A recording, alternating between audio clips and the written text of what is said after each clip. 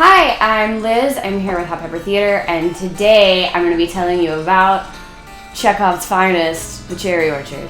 But first, I'm going to eat one of these peppers. I'm going to eat the whole thing. Okay. I'm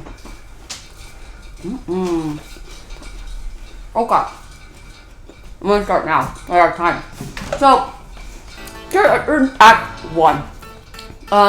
We're at Mariskaya's Central Estate, her cherry orchard. Cherry orchard is 3 times the size of Central Park, just to give you an idea of how big that orchard is. But she's not living there. She's been over in France with her lover and her niece, who is, what's her name?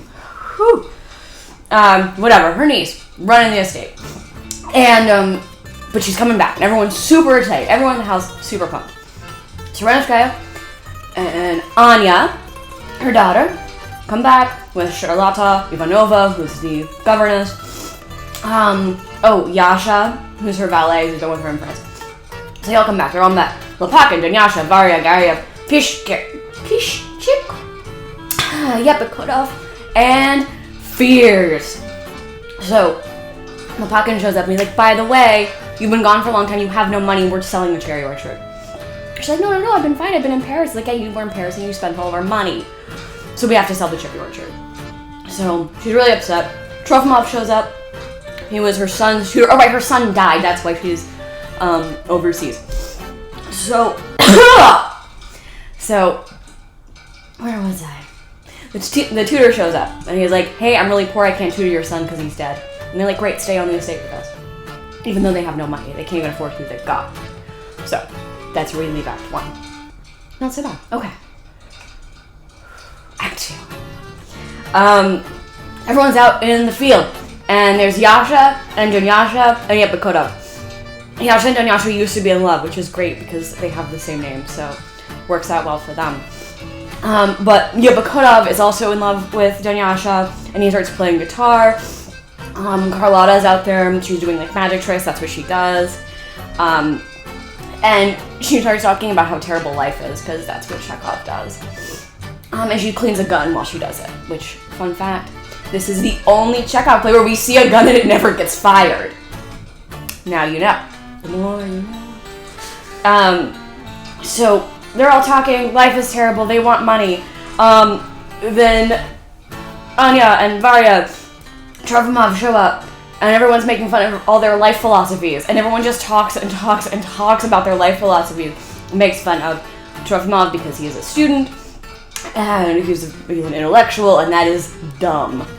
So, a vagrant comes by. Renevskaya gives him money. Which we're like, Renevskaya, you don't have any money. Stop giving away money.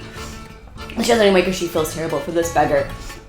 And then they all go into the house for dinner except Anya and Trofimov, and they start flirting, but it's this like weird flirting where Trofimov's like, yeah, we could be in love, but we're too smart for love, we're like above it. And Anya goes, oh yeah, me too, I'm totally above love, sure, yeah. And then they like go off to make out and we end the second act.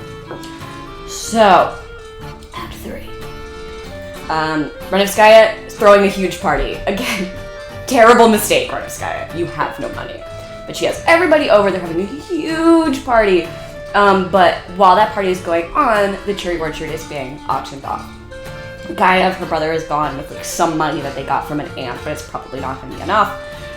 And Lopakin is there to like oversee it, we think. So Varya is being a total killjoy because she's pissed that they're selling the estate. She's yelling at people for drinking and no dancing, no having fun. It's like Footloose, I guess, kind of. She hates it. Carlotta does some magic tricks to like make fun things. Anya pops out of a couch, I think. I don't know. People had to amuse themselves somehow while they were waiting. So Renevskaya and Trofimov are left together. And Trofimov is like, Renevskaya, the cherry orchard's going away. And she's like, no, it's fine, have a drink. And he says, no, really, like, it's gonna be gone. And Renevskaya says, she got this telegram from her old boyfriend who's in Paris, and he's sick again, and he needs money again, and she's just gonna like leave everything and go back to him. And Trofimov says, that's a terrible idea, your family's here, you need to stick around. And she's like, F you, I'm gonna go. And Trofimov gets mad and he storms off, and then he falls down the stairs, which is hilarious to everybody.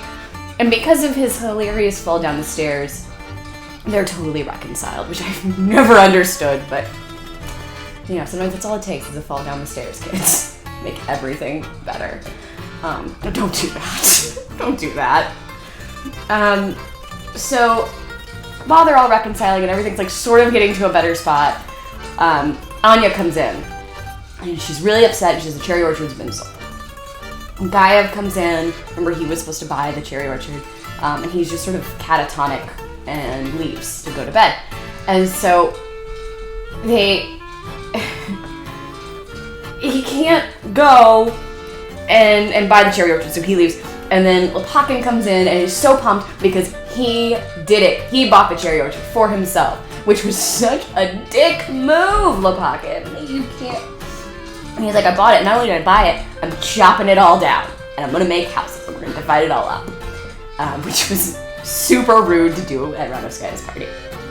Act 4, long story short, everyone's moving out. Varya was gonna get engaged to Lopakin, but Lopakin hasn't proposed, and she's devastated. She has to leave. Anya and Trofimov are gonna like run away together, maybe, sort of. Everyone's upset. Everyone leaves, crying.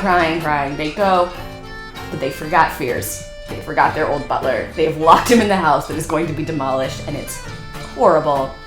But he just sort of like settles in on the couch and lays down and accepts his fate as the tides turn in Russia.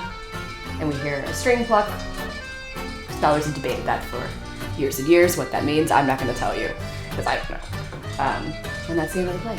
And that's Cherry Orchard. I went so long, I'm sorry. So I'm going to give Cherry Orchard 4 out of 5 hot peppers. I think it's a really solid Chekhov, but it's not my favorite. And the pepper, I would give a 4 out of 5 too. I thought it was good. Solid. So make sure you like and comment and subscribe to Hot Pepper Theater. Follow them on Twitter at Butthurt Reviews. You can follow me at Miss Liz Richards, or follow my blog, fyeahgreatplays.com. See you later. Folio. Theatrical media.